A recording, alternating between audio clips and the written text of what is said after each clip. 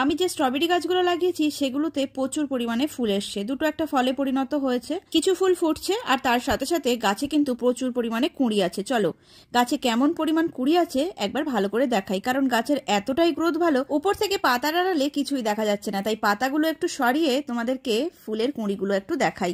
দেখতে পাচ্ছ কত ছোট ছোট ফুলের কুঁড়ি আছে, এই যে আমি আঙুল দিয়ে দেখাচ্ছি, এটা তো একটা গাছে। এইরকম স্ট্রবেরি ফুলের কুঁড়ি প্রতিটা গাছে কিন্তু ভর্তি হয়ে আছে। স্ট্রবেরি গাছ যেমন তৈরি করা বেশ কঠিন, আবার কিন্তু অনেকটাই সোজা। স্ট্রবেরি গাছের জন্য সব থেকে গুরুত্বপূর্ণ জিনিস হচ্ছে জল। জলটা যদি ঠিকঠাক মেনটেন করতে পারো তাহলে স্ট্রবেরি গাছ বাঁচিয়ে রাখা কোনো কঠিন ব্যাপার না। স্ট্রবেরি গাছের জন্য আমি শুধুমাত্র সরিষার খোল পচা লিকুইড সারটাই ব্যবহার করেছি সপ্তাহে একদিন করে, তাও আবার খুব হালকা করে। স্ট্রবেরি গাছের ড্রেনেজ সিস্টেম খুব ভালো হওয়া চাই, জল দিলেই যেন সাথে সাথে সব জলটুকু বেরিয়ে যায়।